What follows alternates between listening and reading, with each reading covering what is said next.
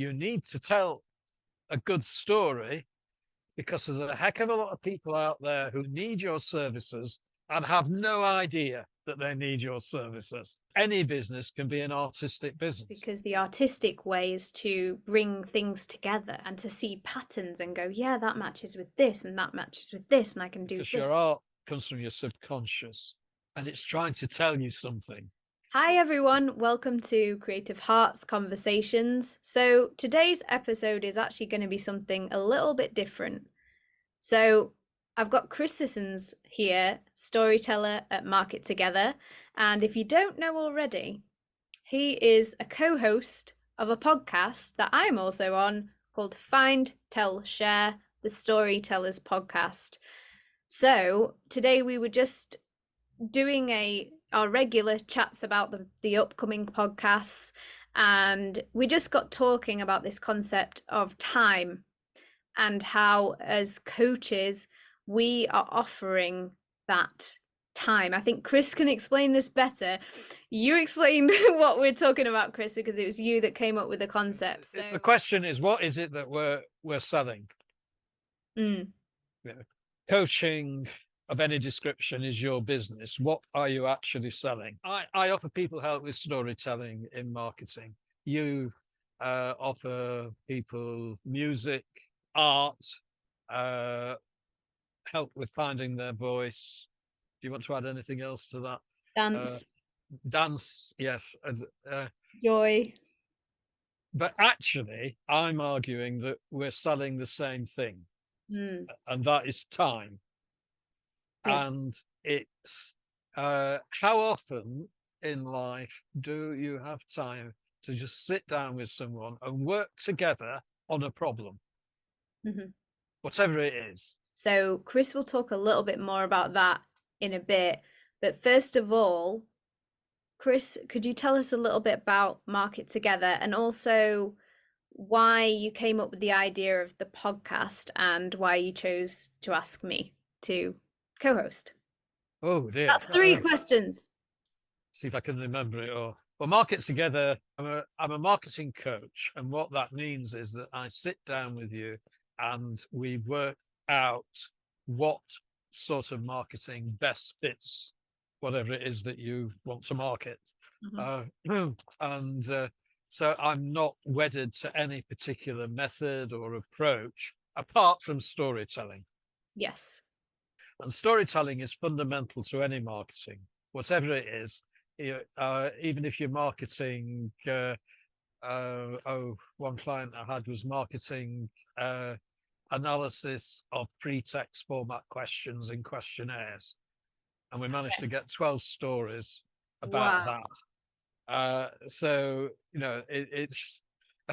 it does. In fact, the more boring your business is, the better the stories very often. So why do we start the podcast? Well, it's a storytellers podcast, and we just wanted to, I wanted to explore storytelling in conversation with other business owners. And the reason I invited Gemma to be co-host was that I felt that 2 against 1 would be far more effective. And I was also very much aware that storytelling is not a single medium. The share part of Find, Tell, Share is an invitation to tell the story in any medium. Yes. So you can speak it to a live audience. You can write it down and put it in a book or a leaflet or on a website or in social media. Or you can turn it into a song and sing it. And I'm talking to you as someone who wants to tell stories to promote your business or your charity or whatever it is that you do. And there's the obvious medium, which is the spoken word and text, but there are also many other media that you might wish to explore. Yes. And Gemma may be able to assist you in that exploration, but it's for you to write your own songs and your own poetry develop your own dance or Yes. whatever it is. And that should be a welcome message because it's about you expressing your story. Yes. Yes. As So like, have I nailed it? you have, yes. So what I do at Creative Hearts, first of all, thank you, Chris, for sharing about yourself and your business and the podcast. And I highly recommend sessions with Chris. I've had them myself. And for me, it's about, like Chris said, sharing your creativity. So if you're a creative person, but you haven't yet started to express that creativity, it's looking at where in your life can you start, even if it's just one small change. So it might be just, for example, with a client I had, she wanted to write and be published, but we didn't start off. She did get published in a best-selling book with myself as well. However, that's not where we started. We started with, well, do you write? For starters, are you writing at all? Just in general, not a story, not a book, are you just getting the pen out and writing down something? Getting your thoughts on the page, what Julia Cameron calls morning pages. And Julia Cameron is a creative coach. I'm also a creative coach. And what we do as creative coaches is we help you tap into that essence inside of yourself that knows how to create, that knows how to move through life in an expressive way. That's why I do find your voice as well. So because I'm a dancer, because I'm a singer, because I write songs, because I do poetry, because I've written in books, because I've done blogs and, films, I have this wealth of experience. I want to share that with other people. I want you to have that so that you can feel, that you can express. And this is what me and Chris worked on when he had sessions with me. He was like, I want to be able to speak on the podcast and do it confidently. And I can't remember the exact word you said, you wanted your voice to have more, can't remember, it was a while ago when we did them, but and Chris brought his favorite poetry, his favorite pieces of writing. He sang in the sessions, and it doesn't matter if you're a singer or if you're not a singer. It's about the joy. But can I add, what does matter is that you recognize where you're creative. And if you are a business owner of any description whatsoever, then there is a creative element in your life already. You might think independent financial advisor, for example, is not a creative, but actually you are, because what do? You sit down with someone, you look not just at their finances, but their life and their life goals, and you need to come up with a creative approach that will enable them to attain what they want to attain. Yes. Now, that to me is an art form. And you need to tell a good story because there's a heck of a lot of people out there who need your services and have no idea that they need your services. And until you come along and tell them a story and the penny drops, they're not going to come anywhere near you because they don't need an IFA. What's an IFA? Independent financial advisor. Okay, sorry. Accountant or a solicitor or whatever it is that you do.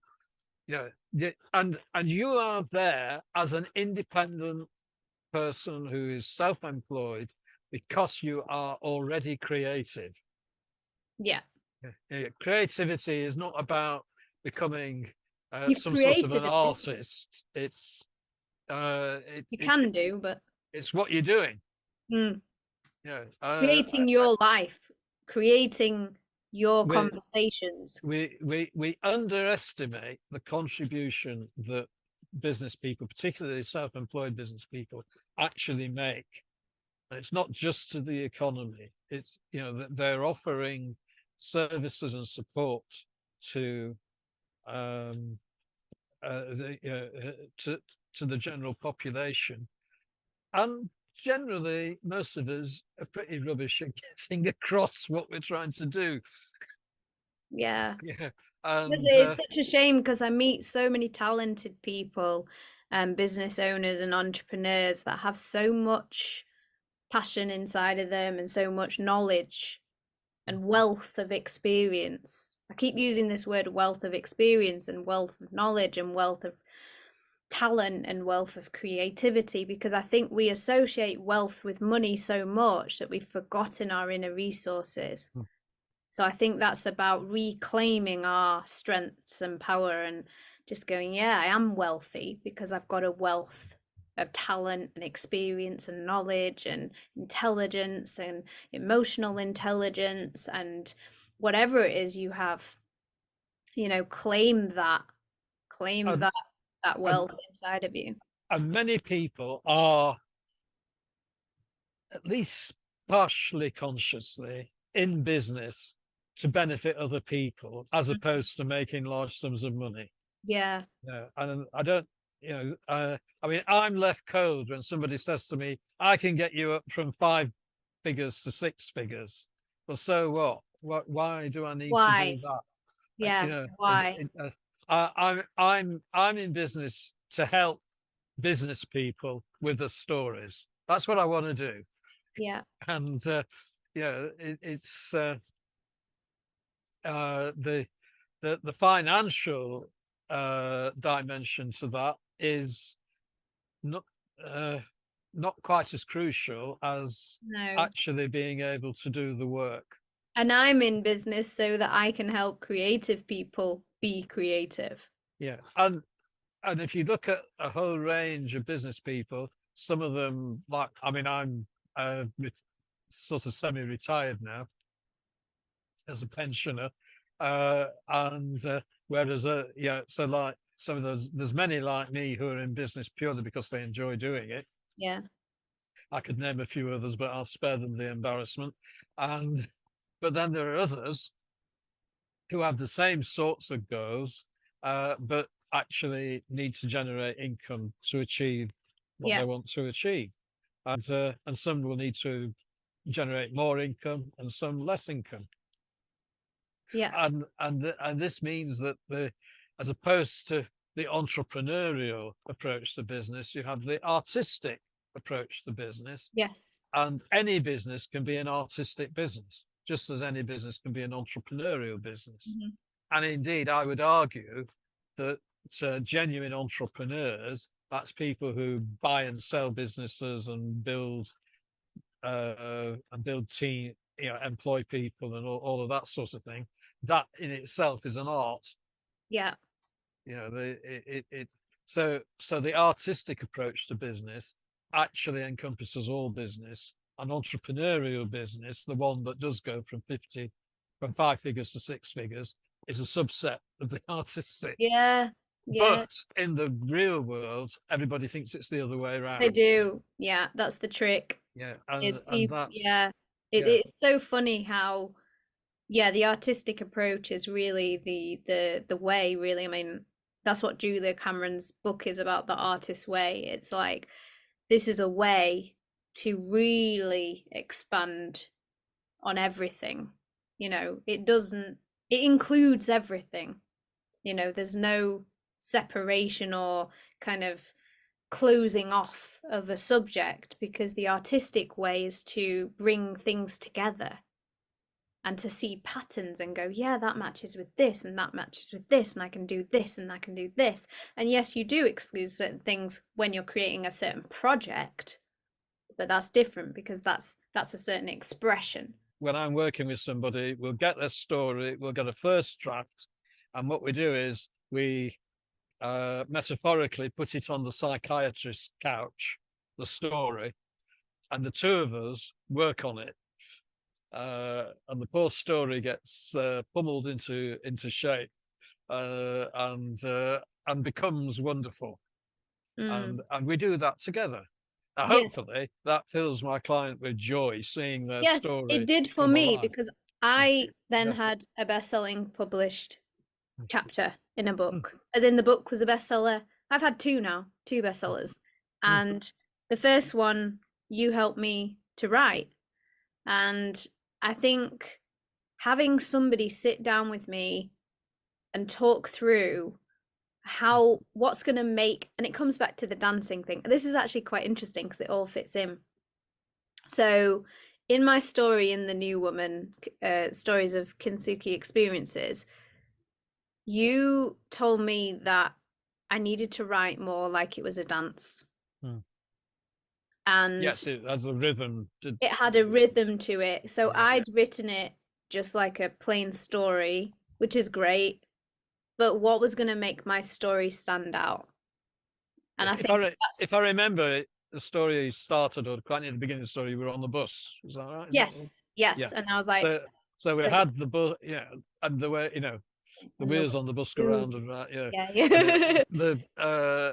and it jolts and so Yeah. on, and it's very sort of disjointed. But by the Yes. end of the story, you'd moved into the dance, and that's when you got the sort of rhythm and Yes. Yeah. so you could contrast. There was a Yeah. movement through the story. Yes. Uh, And also the story, it tells, so I was a dance teacher and I realized that I wanted to use my voice more, that I had a voice, that I was writing songs, that I wanted to do more holistic things. And it can be really hard for some people to, once they have a job, once you have a job and you're getting paid for it, it can be really easy to just stay where you are and stay in that place because people are valuing you with your time, and so, oh, I'm getting money. But there was something inside of me that just knew that I wanted to express in a different way and do more of this kind of thing where I'm writing and singing and also dancing, but just using my voice more. And I think following that call led me to meet Chris as well, because I met him through Siobhan. So I became a life coach, and then Siobhan was also a life coach. So then we started chatting, and then I met Chris through Connection Cafe. And I suppose what I'm saying is, well, let's coming back to your point about time. So through me working with life coaches who gave me time, gave me that space to reflect, to go, yeah, actually, do I want to do dance teaching anymore? Or is there something that I feel called to? Not that this is wrong, because where you are is not wrong. It's just that you might have something else to offer or something else to give. And that's important because that's your soul's calling. And I think what you help people to do, what I help people to do is find their voice, find that soul's calling. What's the inner voice telling them to do? That's what I like working with clients on. I've had one client who was in a job, but she had this other job offer. And she said to me, Gemma, I don't know what to do. I said, let's do a meditation and let's find out what your inner voice is saying. So we did that. We got still. She got the job and now she's doing that job. So it's like, and she said to me, your meditation helped me to know that that was what I wanted to do. Now, does that make it easy when you're doing what you want to do? No, not at all. Like, it was really hard for me at first when I was doing it because I was like, now I'm not getting paid as much. And it's like, am I doing the right thing? Should I have done this? Or, there's all these doubts and things, but actually, you're doing the right thing when you start to meet people on the journey who need your services. Yeah, and the one thing we haven't mentioned up to now, which is always is the conversation stopper, is money. Yes. And once you understand that what you're sharing is time, then money should. And this is not an easy leap to make, and I'm not sure whether I've quite made it yet. So, but I'll try and explain the uh, as a practitioner, as someone who's offering support and offering time, uh, in terms of financing your business, it's about taking what you need. Now you might not know what you need, that's another issue, but it's taking what you need, and that actually benefits both you and your client, Yeah. because the client will value your time according to how much that you're charging.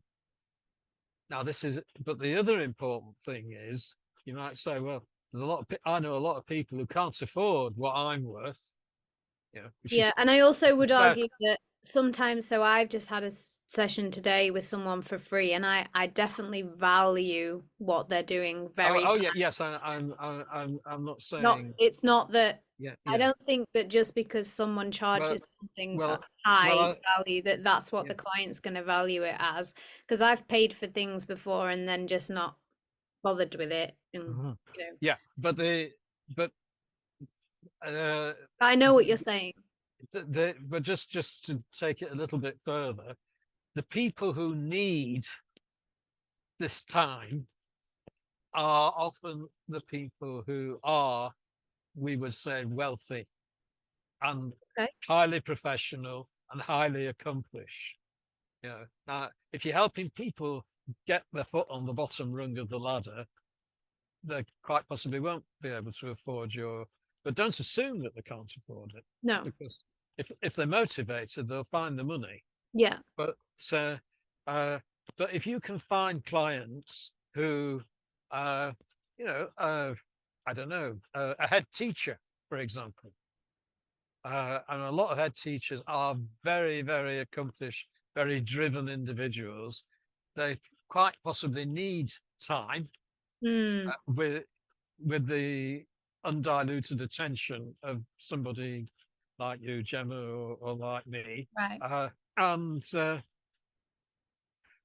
uh, and and the reason for that is that no matter how brilliant you are, you can always be Better. brillianter.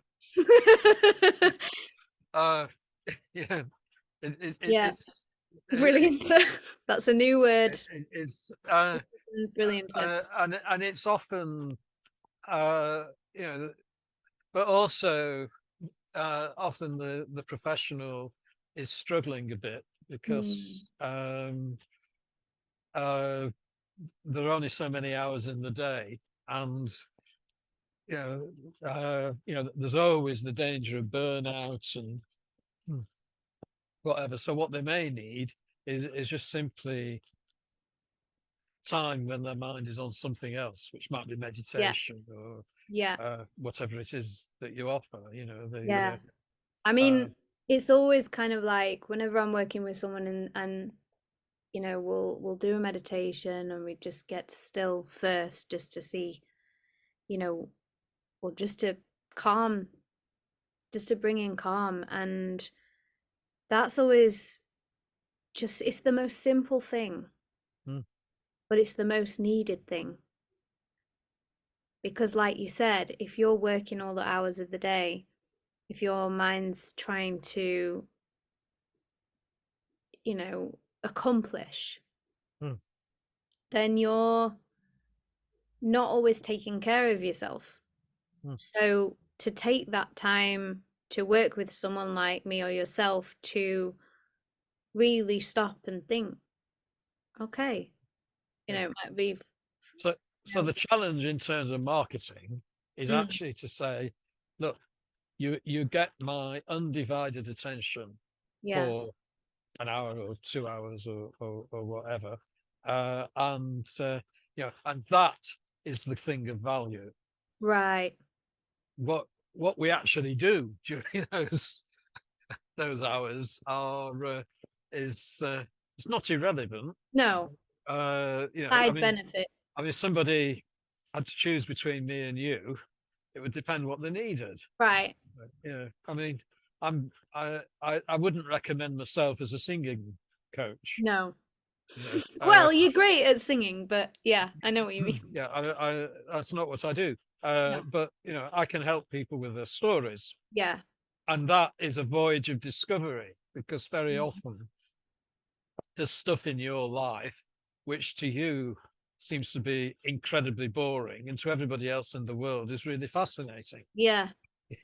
and and it's just sort of seeing that, or you might think, I really want to develop this a story to promote my business, but most of my life has not been relevant to my business. Mm. Well, that's not true. It's not too difficult to tell a story, say from your childhood, Yeah. that can inform people about your business. Yeah, well, even I think I came up the first time we did a workshop, or you did a workshop, and I was part of it, and I think I came up with a story around Fizzy Pop, which was like a girl band that I'd co-created with my friends when I was about 11 years old, and we even made a film and filmed, everything, and I was part of the organization of that. We had it at my house, and I got my mum and dad involved. They were playing instruments, we were singing, we did the choreography, we all, we came up with the storyline. And that in itself, to do that at 11 years old, to actually organize basically a film, like it might have been a short film, but it was a film. We even got one of the characters was not in the band, so we had extra characters who weren't in the band, and we filmed her reading the weather, and then put her on the TV, and then filmed that, so as if we were watching the TV, so that she was on the screen. Now that's quite, Mm. creative. So, and because I was both part of the band, but I was also organizing the filming, or the schedule, or whatever it was, which was done in a day. But what I'm trying to say is, the actual choreography and things, we'd been practicing, rehearsing. This was at 11 years old. So I think that shows you where my talents and skills, or even let's say we don't even know if I'm talented at it yet, but where my passion lies. Because I think if you know where you're passionate, and you can see that there's multiple things going on there. So it wasn't just, I want to be a videographer, so I'm in charge of the camera. It wasn't like that. It wasn't even just, I want to sing, so I'll just sing. It was, I want to create a whole like a whole thing, and I want to do the dancing, I want to do the singing, I want to sort out the costumes, I want to get everyone involved and have fun. And I'm not saying I want to do all of those things all the time, because I can get someone else to do some of those jobs some of the time. But the fact that I was passionate about that creation side of it, that putting something together and actually getting other people involved, that shows you at such a young age that this was something that was going to be part of what I'm to do in the future, if I wanted to, which I did. And now I've been in films, I've acted in films. I've just put together an acting show reel, actually. So I've just sent off my show reel to a couple. Does it include the 11-year-old film then? No. If I can find it. I mean, I don't think how much is it worth to see that then? I don't know where it is, to be honest, but also I wouldn't want to put it out without anyone's permission, so yes. Like, it's not just mine. If there's films of just me at 11, I'm not bothered, I'll put them out. Like, I probably wouldn't care. I'd want to be out there probably at 11. I want everyone to see it, but well, it depends what it is. But to be honest, I don't know where they are, but like, I think my point was that you can help people to find that nugget of, oh yeah, that's something in my Yeah, life yeah, that relates to and my business. I mean the story about Busy Pop and the video as well. Uh, Yeah, if we were really seriously going at this, we'd yeah, get a first written draft and yeah. then start to look at it in it in more depth because the And this is question, where he knows, yeah, exactly. Because the I'm an question is, ideas person. I get the first ideas. Because I was going to say that I do storytelling as well, but I think where your skills differ to mine is that I'm very much good at kind of getting ideas for random things and then you're good at piecing them all together and going deeper into yeah, what yeah, the meaning of it's it and how we can actually hmm, serve people with that story. hmm. And so much of what we do in our professional life tends to be the first idea, Yeah. and it's often worth patiently awaiting the second idea Yes. that follows on, because that often transforms the first idea. Yeah. And yeah, the rush to get something out is often Yeah. not, but it's difficult because uh, uh, it's a knife edge, because the other side of the knife edge is you never actually publish anything because Yeah. you're always thinking, oh well, I can do better than this, and at some point you can't. No. Yeah, I've uh, done that so many times with songs as yeah, yeah, well. yeah, and Yeah. it's Just have to do it, get it out there. and a lot of artists have a massive archive of incomplete projects, Yeah. and they might not be all that incomplete. They might be very nearly complete or Yeah. even complete, but in the mind of the artist, they're not. There's something wrong with it. So Yeah. and it's so there's that, but the other side is the rush to get stuff out without just saying, hang on, is there more to the Yeah. uh it's uh there's a dialogue between you and and your art, and because your art comes from your subconscious, and it's trying to tell you something, Yeah. and the first draft, it'll be hidden in there, Mm. and it's just getting that, finding the hidden Yes. message that your mind is trying to inform you of. Yes. Thank you so much, Chris, for chatting with me today. It was a spontaneous thing. We didn't know it was going to happen, but I'm so grateful that we've had this conversation and hopefully it's helped anyone that's been watching. And I'll put links below to our podcast, which is called Find, Tell, Share, the Storytellers Podcast, and also links to Chris's website as well if you want to explain a little bit more about your sessions and any information that they need to know, Chris. Yeah, well, apart from the podcast, the other thing that I do regularly, or fairly regularly, is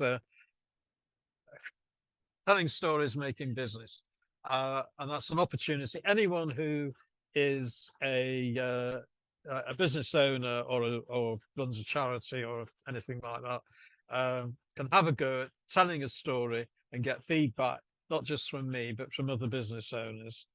And usually I run that on second and fourth Thursdays, either at 12 noon at the Island Cafe in Culham Island in Sheffield, or if it's not practical for you to get there, we can do it at 2 p.m. on Zoom. Hmm. So the Zoom meetings Yeah. started during lockdown. They used to all be done locally, And but I did. also you can have one-on-ones with Chris as well. Yeah, yes, and I do one to one. So I have a few sort of coaching offers, or we can come up with something bespoke if you've got a particular thing that you want to Okay. do.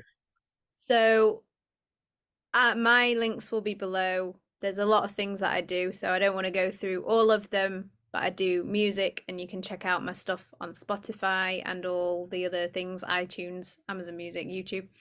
And so follow me on at Creative Hearts Coach. At creativehearts.coach and at Gemma Rosenthal. All the links will be below. And yeah, one-on-ones and workshops. We do monthly Creatives Connect workshops as well. So make sure that you get in touch. If you're a creative, if you're a business owner, listen to the podcast, get in touch with us, have your one-on-one. It's always the clarity calls are free for both of us. So you can just get on a call and have a chat, and then you can move from there. So thank you so much, Chris. And yeah, see you on the podcast. Okay.